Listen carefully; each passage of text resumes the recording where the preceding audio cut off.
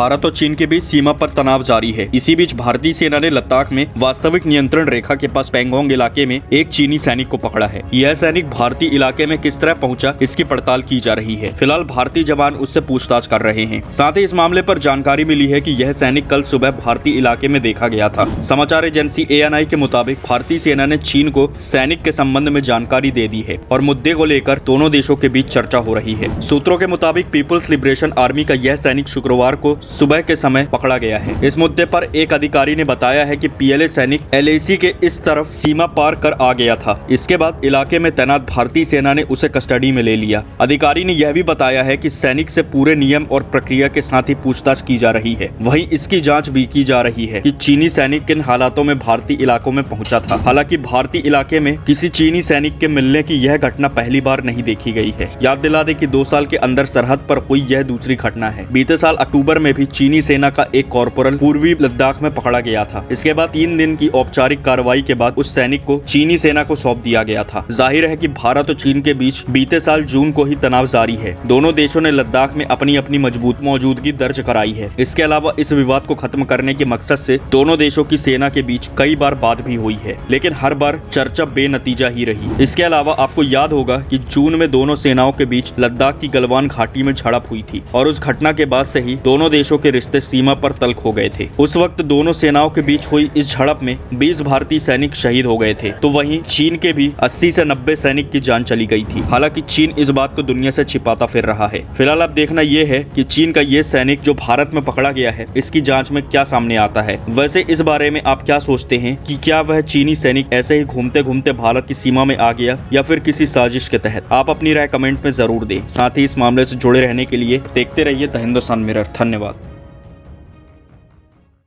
Twitter पर किस बात पर हो रही है बहस?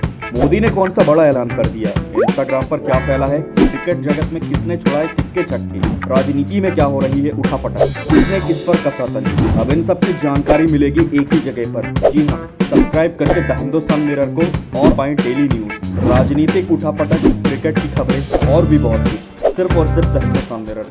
तो अभी स्क्रीन पर दिख रहे रेड बटन को दबाकर जुड़ जाएं द हिंदुस्तान मिरर के साथ। धन्यवाद।